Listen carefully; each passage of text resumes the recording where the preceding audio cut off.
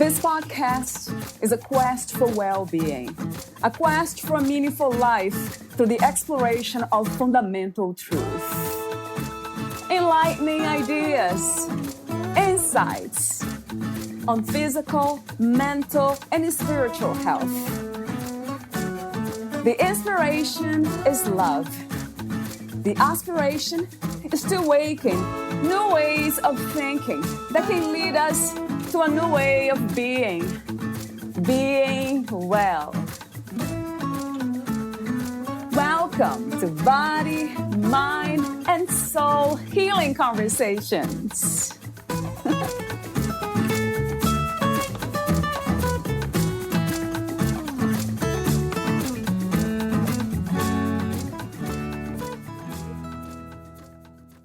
Your self-identity is the compass guiding your life's journey.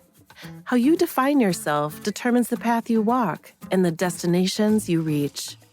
By intentionally reshaping your self-identity to align with your goals and aspirations, you unlock the power to live a life that reflects your true potential.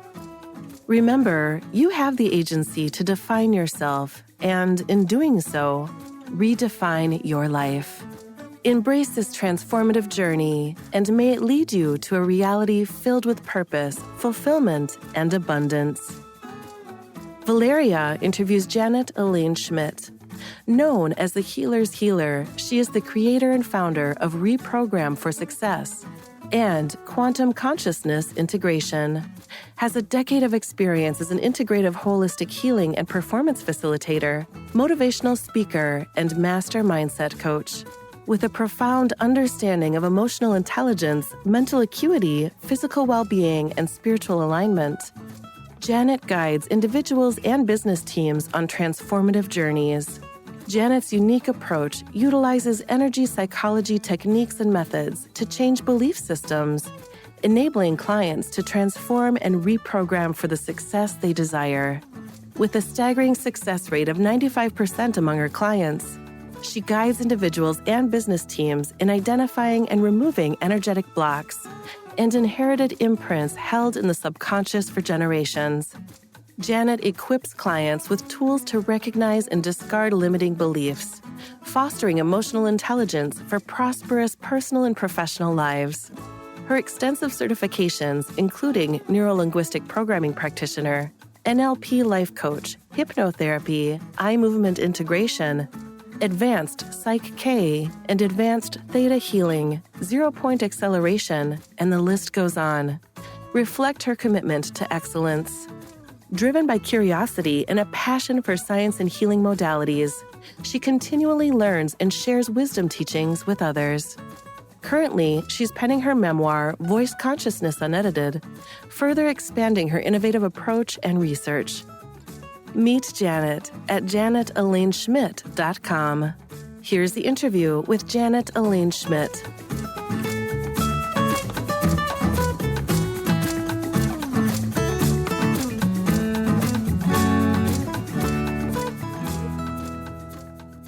In your own words, who is Elaine Schmidt? Well, that's an interesting question because who are any of us? Yes. So I always say that all of us are products of the divine. So I'll say that first. I'm a mother of 3 children. They're all grown, a grandchild. But I'm also so many other facets. You're a mother, you're a teacher, you're a being. But if we're going in the context of the show, I am a performance facility coach.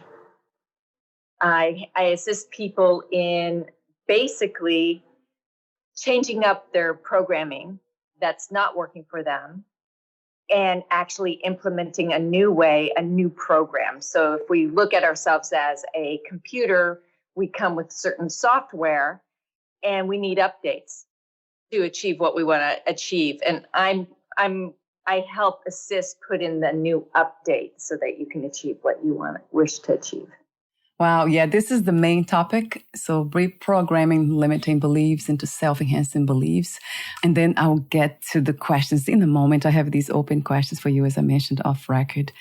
So you mentioned product of the divine. That caught my attention. What is the divine to you, Janet? infinite source. Some people call it God. I call it God, but it's infinite source. It's something, or the universe, something bigger than what we are. We're all a product of that. There's no doubt about that. Scientifically or spiritually speaking, it's all been proven. And some people think we're part of the stardust. Yes. So, yeah. So it's a fascinating thing. But that's the divine to me is a higher being, a higher. If we want to go frequency of energies, it's the ultimate energy. Mm. Yes, it resonates with me. I guess I wouldn't say product of, but we are that. We are exactly that. There's no separation. One. Yeah. Yes, right. We are one with it. So yes. The divine's a product of us, and we're the product of the divine. Yes. That's how you define spirituality, Janet. Yes. I actually define it that the divine is inside us. We are part of the divine, and the divine is part of us. And I always say it's kind of the light inside us. It is our pure essence. We are the pure essence of God and or the universe. And we actually, it's all the other programming or software that I call. Yes. It's all of that gets in the way of actually our pure divine self and being able to actually manifest or the alchemy of who we really are to produce what we desire in this lifetime. Yeah, that really that's another point that resonates true to me, right? That what blocks that pure consciousness is what you call the divine God, this universal limitless energy. Yes, that makes so much sense to me. And a lot of times, that has been my quest, really. It's to kind of understand what it feels like, what it's like beyond material gains or anything that would benefit us personally. But you can include that, of course, that's just my perspective. How would you describe that once we or actually cleaned or cleared the blockages? What would that look like? Well, if we could clear every one of them, yes. we would be purely divine. Yes. But we're here to live an earthly experience.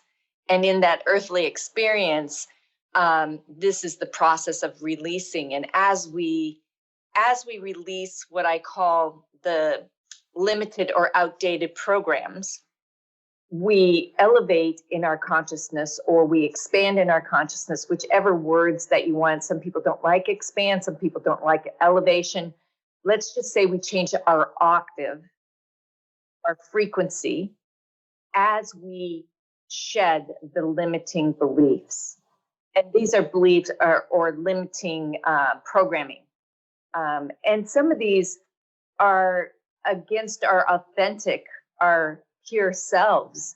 And so in an essence, we could also say that we're releasing the lies that have been imprinted on us. Right. Yes. And I guess the question was getting to understand what would the expression of the divine essence, that energy, look like within the human experience? Because we would still be in the limited mind-body, right? Complex. I understand what you're saying. Yeah. As we go through, we actually elevate in frequency as we shed this. And so what would it look like? It would look like you're living more in the now, being more present, being more gratitude for just the experience. And you would find that you actually don't, because you're manifesting all that you need automatically, it's just kind of flowing to you, that everything has synchronicity and flow to it then. And you're literally, if you achieve to the highest level, you're just flowing through life and it's just synchronicity. And I'm not saying that there won't be moments that you're going to feel this earthly tug of war. Yes. It means that you're going to be elevated to the point that you understand it. You have a complete understanding of it. And so it is more of a blip on the page instead of a whole decade on the page. Yes. And so as you go through this, and some people call it's going from the third density, which is what we're in, to the fifth density. And it is a way of going through, and it's kind of, if you're feeling time is speeding up, it is. And this is the process of consciousness and accelerating and going to these higher octaves. And when we go to the higher octaves, we can manifest much easily. And that's why I often tell my clients, be careful what your thoughts are. You want to be careful, because when we start to get into these higher frequencies or higher consciousness or higher way of just being in the now and being present, we also still have thoughts. But when we're living in that octave or that mode, we also manifest in a much faster rate. And so our thoughts have energy, and our thoughts are what manifests our reality, quite frankly. Wow. Yes. That makes me think about this dynamic, this dance of space and time. We can be not easily perhaps reprogrammed, but we can be programmed again. So from what you said, we need to be always vigilant, right, Janet, within the content of the mind and what's happening here. It's important to be mindful and understand that if people could understand that the biochemical effects of your brain functioning, so if we're talking scientifically, it shows that your cells are affected by your very thoughts, which means that your thoughts have energy because your cells are energy. And so why wouldn't you have the greatest thoughts? And so this brings you to be really in the present moment. Wow, what an amazing work that you're doing, this work of clearing, unblocking, uncovering, right, Janet? How did you get to do this? What inspired you? How did you become you? Well, it wasn't a choice at the beginning. Yeah. Most of us who decide to go into assisting others in this fashion, we're usually kind of shoved into it in some way, shape, or form. Yeah, true. Something happens to us. I always say we're shoved there. We have all the signs and we ignore the signs. And so finally something just pushes us there. You know, the universe, God pushes us there. And I had gone through a lot of things as a young child. I always questioned spirituality. I had been raised in a religious home. I actually came from 8 generations of ministers, and I would always ask my dad questions about spirituality and spirits that walk the earth and people who had died and come back and what they saw. And we would have great discussions about this. And as life went through, I shut it down and then got married, had worked in the legal field, and also I was chairman of the board of a nonprofit education. I helped inner city hospitals. And through time, I ended up getting a divorce. And through the divorce, I got a lump sum. And now I could help the underserved, both nonprofit and individual alike. I was very excited because I could make an impact on society. With that, all of a sudden, everybody was attached to me for my money. And I couldn't say no. And then a financial advisor who was with a well-known international firm today made an investment outside the scope of the firm.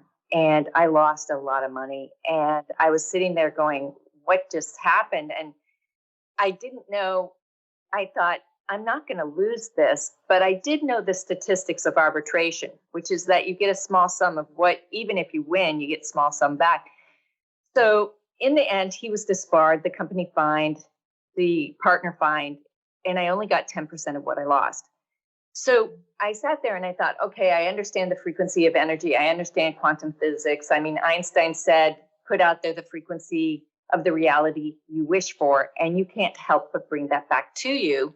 So I understood that, but what was it more? I thought it had to be more. So I started looking at myself, not at what was wrong to me, but what brought me to these people? What put me in front of this? And so I started studying epigenetics. And epigenetics says that it is the imprinting from our ancestors passed down to our parents, and our parents pass it to us from the time we're born to about 7 years old, because we're in theta state, so we don't question anything. And then after that, it's our friends, society, and anything catastrophic that happens to us that's going to dictate our reality, the way we live. So I started studying everything that had to do with that imprinting, the subconscious mind, and where that took me, because I realized, I came from 8 generations of ministers who signed up to be economically challenged, who gave their last cents to the underserved, and who never had money to manage. And as I say, I don't want to take their journey away from them, because that's honorable what they chose. But this wasn't what I chose. So I had to start looking at this imprinting, and I started to have to look at fear and lack and the imprinting of money, which I was taught through my family that money was the root of all evil, that rich people weren't kind, and that you give all your cents to the underserved. Thus, me working for the nonprofit and individuals and giving away all my money. And I still give, but not to your own detriment. Right. I even had to look at the difference between being nice and kind. And so I studied neurolinguistic programming, hypnotherapy, theta healing, DNA reengineering, light code activation, psyche, all these different techniques that could literally change your subconscious mind to, like if it's fear, to safety, security, and confidence in every situation. And it just took me down that rabbit hole. And I probably investigated at least 40 different techniques to see what works, what doesn't work. Yeah, it sounds like a long and I would say insightful journey to go through all these processes, being open even, Janet, to uncover what is blocking us. So I guess the question that comes to mind now for me to you is, what is the meaning of money that you have in mind, in place as a belief system, and also the idea of success? Success is when you're happy with what you're doing, to me. Success is when you're happy with your life. It doesn't matter what your job is, doesn't matter what money you're bringing in. Success to me is being what you desire in every area of your life.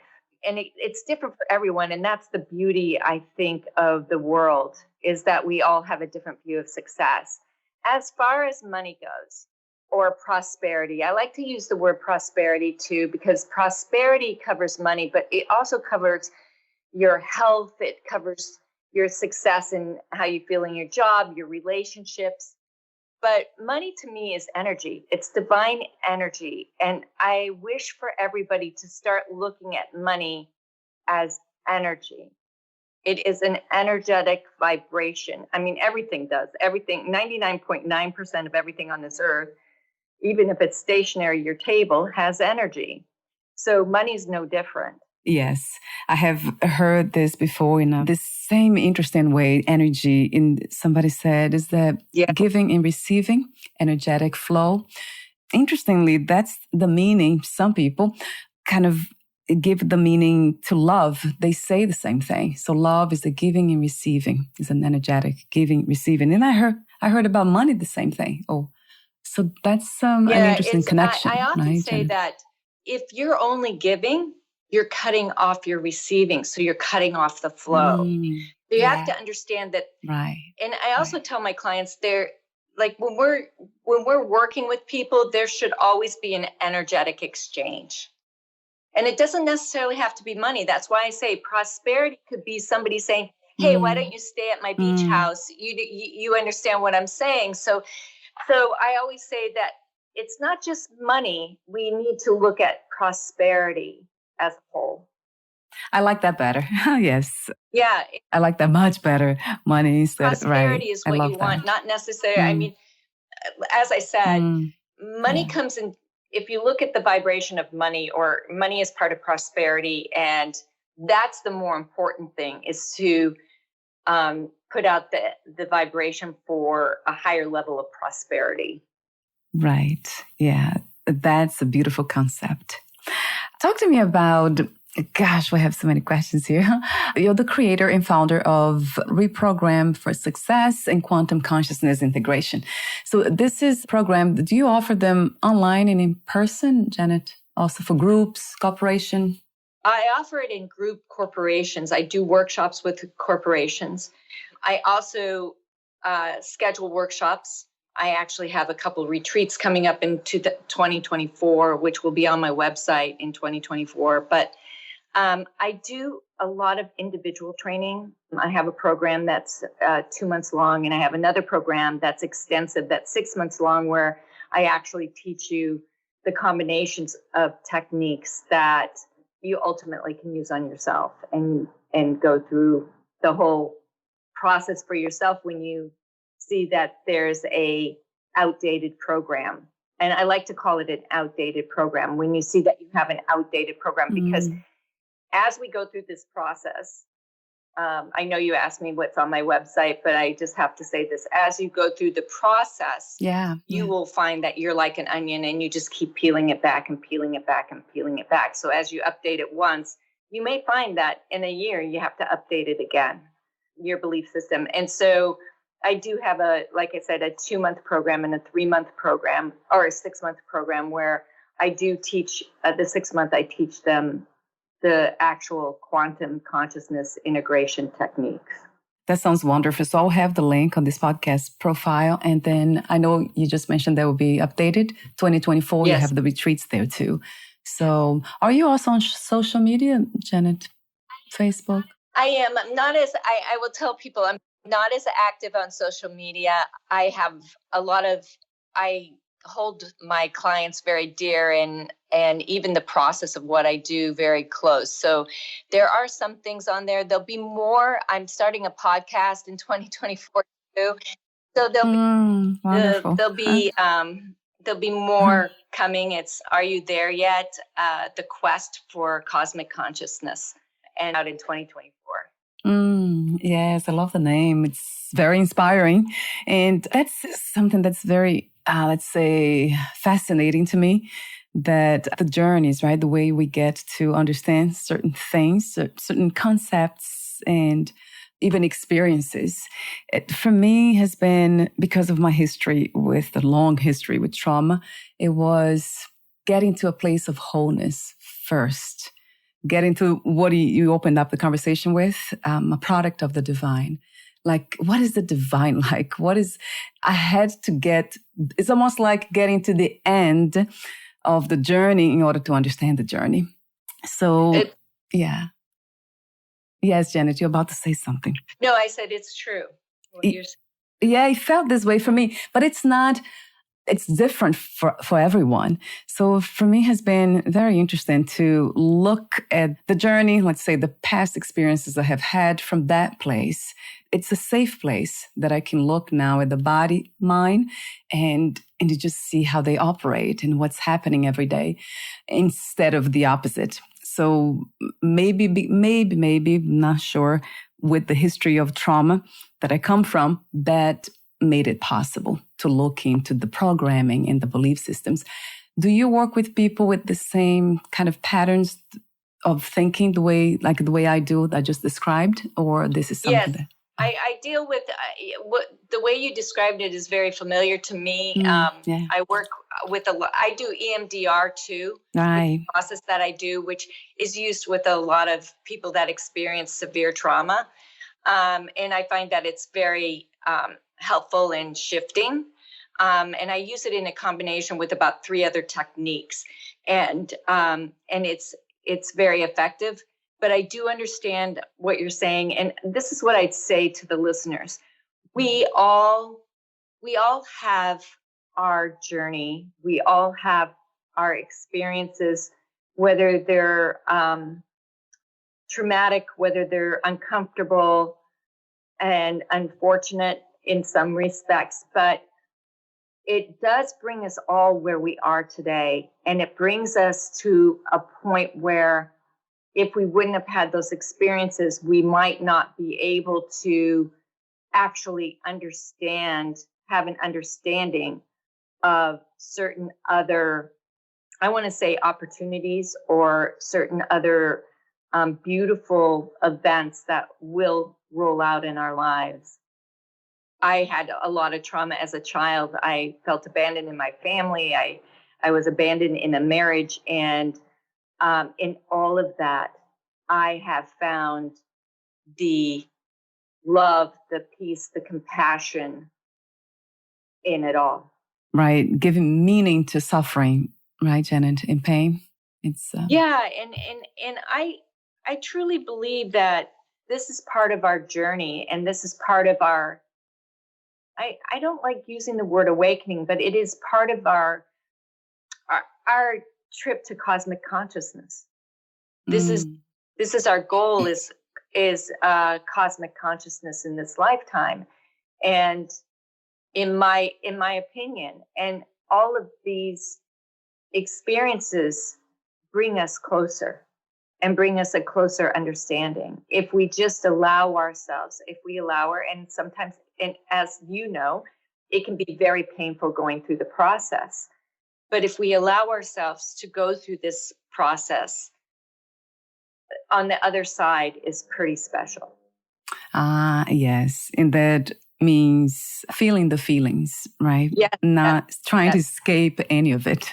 It means sitting. I tell people, it means sitting in the feeling, which can be really uncomfortable. And the best way I can say it is, I brought up being abandoned as a child and abandoned in a marriage. And I remember having a conversation with my son, and I felt like we were rubbing all the time. And I thought, okay, I'm not going to look at him. And I say this to everybody: look at yourself first. Don't look at the other person. What is it? What is the feeling I'm feeling? And I actually had to sit in the feeling of abandonment. And I said, oh my gosh, I'm feeling this feeling of abandonment. I felt that when I was a kid. I felt that as an adult. And I feel that now with him, but he's not abandoning me. He's just growing up.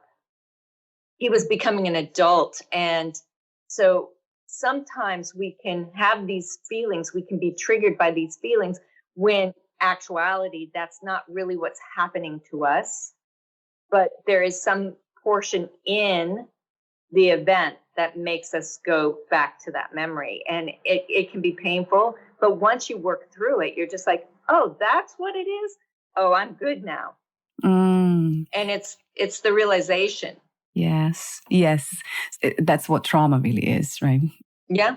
It keeps replaying itself. I wonder if it ever goes away, though, because from my experience, it still happens.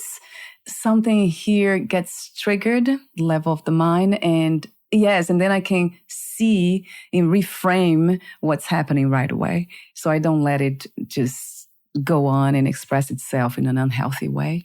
But it doesn't seem to go away, though. Have you seen some of your clients or yourself having this experience of kind of being triggered, and even though we think we are healed?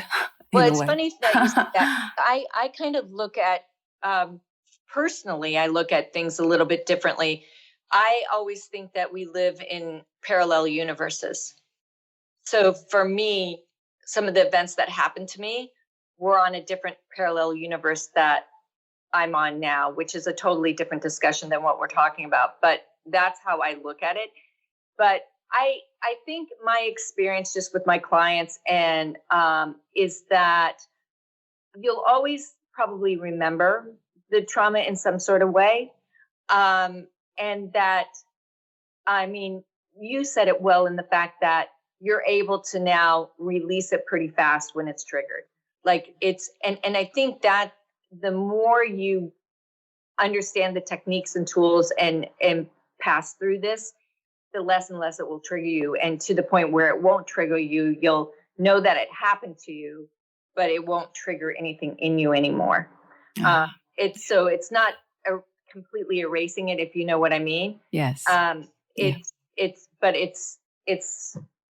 knowing that it doesn't have that effect on you anymore, because you're the best way I can say it is you've gone through all the tools and techniques now to the point where you're at a different vibration, a different octave.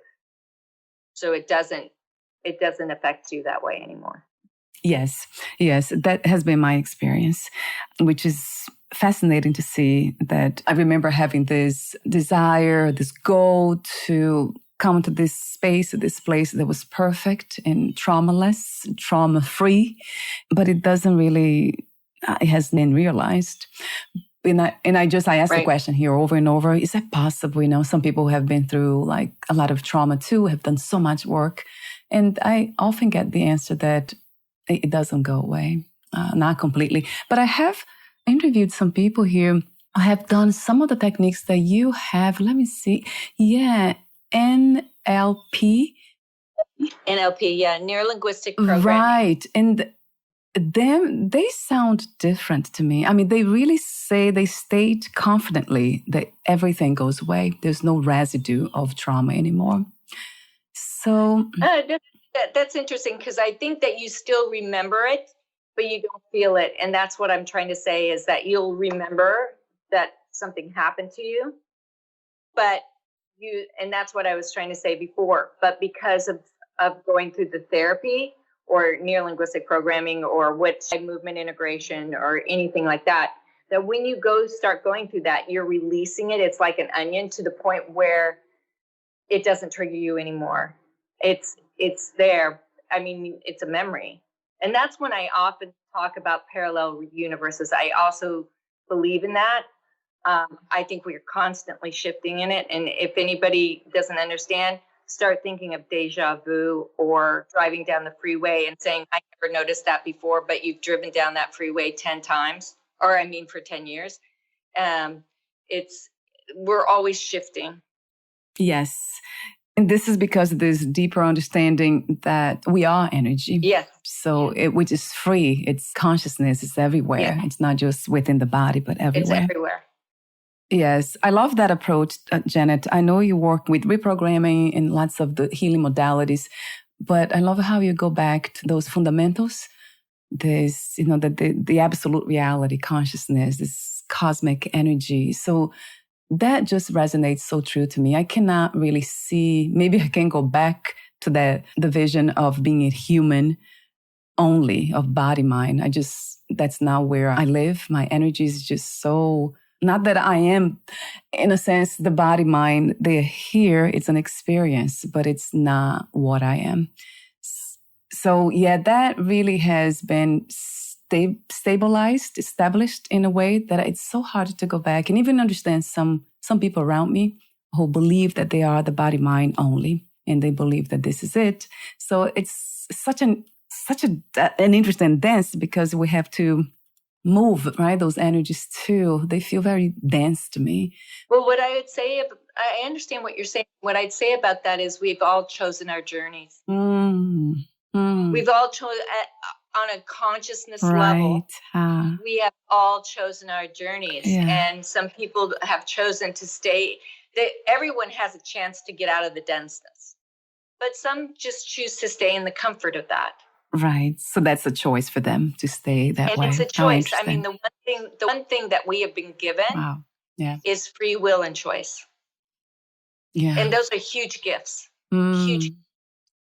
It's part of the experience, right? Or the experiment of existence, right? Yeah. Yeah. Wow, how interesting. One of the things that you said earlier about being grateful in a way for the past experiences that we have had, the painful ones. For some reason, that I have a hard time kind of thinking that way. Maybe because I was always trying to find the root cause of the human suffering. Why did I suffer so much when I was a child? It doesn't make sense that I chose this. And I have heard so much, free will. And how could I have chosen this? This is a nightmare. Yeah, I understand that. I can relate to that question. You can, right, Janet? Right. Yeah. I think many people listening, probably almost everyone that listens to you, can relate to that, because you say, well, why did I choose this? Well, you chose it to expand or to elevate in an octave, or to, in your journey, as I say, in your journey to cosmic consciousness. And it's kind of, are you there yet? We are always journeying towards cosmic or Christ consciousness, whichever you'd like to call it. And to me, that is our journey. Our journey is basically going home. And because we are ultimately part of Christ consciousness, and Christ consciousness is in us, but we're journeying home to the pure form of that. And we've all chosen to have this earthly experience. Yes, And you see. it's been our choice. And so it can be a gift, but I mean, sometimes we do question when we've come from a traumatic upbringing, and to think that when a lot of people say we chose the families, we chose to go through this, we chose this, that, we can sit back. But this is why I talk about reprogramming, because that's a choice too. And so when that's why I circle back to that. When we start to choose to reprogram our subconscious mind, we are journeying. Now we're journeying closer to cosmic consciousness, because we're deciding that's not that behavior or that belief or that thought isn't it, or that emotion is not of the highest frequency, or is not of the level that I want to be at, and it's not producing to live. And so it's a limiting belief or a limiting emotion. And so we have a choice to actually change fear to safety, security, and confidence in every given situation, or choose a lack mindset to a magnet abundant mindset. These are choices, and you definitely can change your subconscious mind and have that in there. Yes, that's very encouraging to hear for all of us, that it can be changed. I guess my understanding has been that because we are energy, we are this essence already, there's no separation. We already what we are looking for, basically. So now it's, for me, has been the integration of that knowledge, of that realization into the body mind. And that takes time. So see, I see it in a slightly different way, right, Janet? But it's the same thing. It's not different. We are talking about the same ideas in processes even. But my case is just realizing that I'm already it.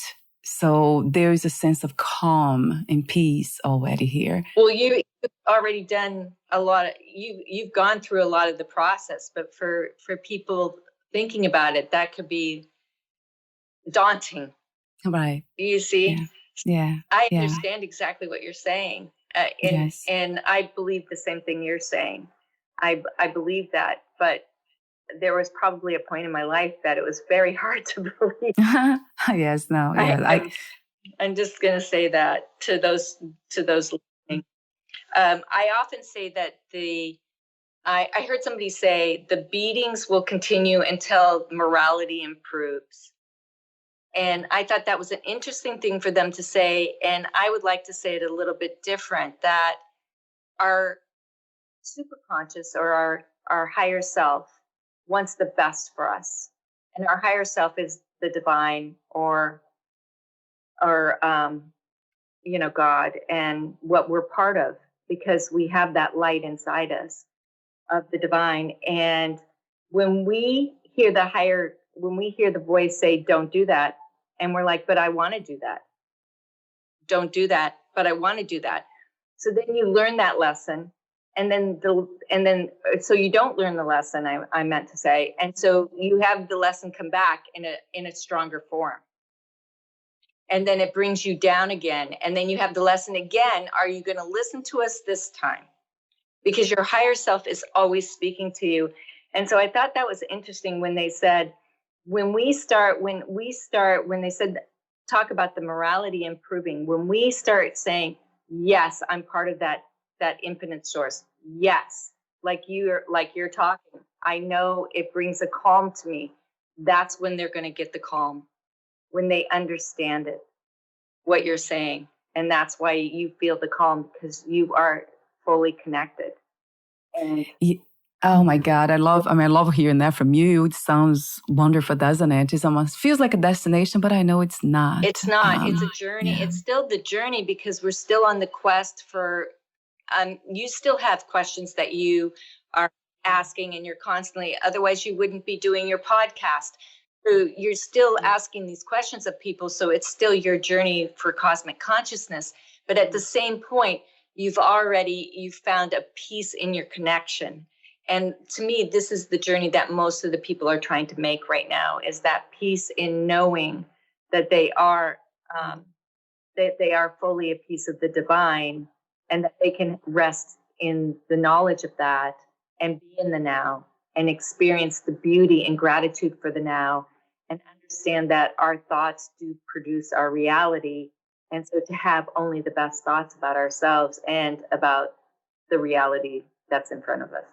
Oh, wow. I felt like a guided meditation, Janet, what you just said. Yes, yeah, that's it. And we talked before off record about all this. And I remember you saying that, yeah, most people they're not yet there. And I remember also, I don't know if you said or somebody else did about, a friend of mine, Johanna, she said that sometimes we need to get to realize certain things, like at this physical reality, get to some desires, let's say, materialized in order to believe even, or to be open to this, idea, this concept that you're already what you're looking for. So I remember she was saying that to me. She works with the law of attraction, I believe. Quantum leap. Yes. Is that similar to what I think it's similar to what you do, which is quantum, what is it again? Yes, quantum consciousness integration. It's very similar. So listening to you kind of reminds me of her. So I want to thank you for the beautiful expression in this reality again. I know we talked before about this. I love how you are embodying what you believe in and passing that on to others. There's something universal about that. There's something divine about that. This movement of helping others to realize it too, because it's almost as if we already have understood that we are interconnected, that we are one with all, everything there is. So why not help this reality? I think it's really important for people to understand, especially in this time and age, what we do to one, we do to ourselves, because we are all one. Yes. And when you understand that, and also I would lastly say to people that one of the most important things at this time is to be in service of others. And I'm not saying that you have to have a job that's totally in service of, but just figure yourself that you're always in service to others, that the way we talk to people is in service to others. The way we treat people is in service to others. If we have that attitude that we're here to be in service to each other, humanity would excel. It kind of catapult their way to cosmic consciousness in a much faster fashion. Yes. I see. That's exactly how I see it. There's something about it. It's not even a choice. Doesn't feel like a choice to me, right, Jen? It's almost like something that's innate, that just is a choiceless choice. I usually say. It's the true essence, the authentic essence of who you are, and that's who we're all meant to be. It is the authentic part of us, our truest essence, is to be one, is to be one. And so I just wish that everybody would adhere to that, understand that when we're rude to somebody, we're rude to ourselves. When we aren't kind or generous in some respects, that we're doing it to ourselves. And so my last message to everyone is love is a choice. I'm not saying we have to hang out. There are people that may not mesh with your frequency or whatever, but to have love and compassion for everyone and everything, including the plants, is a choice that you can make. Yes, that's a beautiful vision, message, and everything else in between. Thinking about the deeper side of us, the unconscious even, listening to that. Thank you so much, Janet, again. And before we say goodbye for today, I want to mention your website, janetelainschmidt.com. Are you on social media as well? I am. I'm on Instagram. It's janetelaneschmidt.com. I'm on LinkedIn also. You can find me there at janetelaneschmidt.com. Okay, Instagram, LinkedIn. I'll have those links. Sorry. Oh, yes. Yeah. Yes, you're about to say another one, Janet? Another? Oh, no. Okay. I'm on YouTube too. I have videos on there that can describe what quantum physics and epigenetics is in layman's terms. Wonderful. I'll have those links on your podcast profile. Thank you so much again for your presence, and we'll talk soon. Bye for now, Janet. Thank you for having me. Thank you.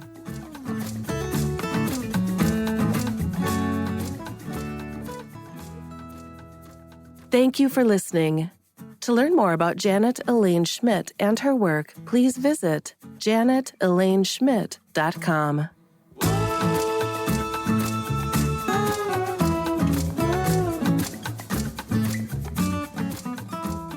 To learn more about this podcast, please visit fitforjoy.org/podcast. Thank you again for listening, and bye for now.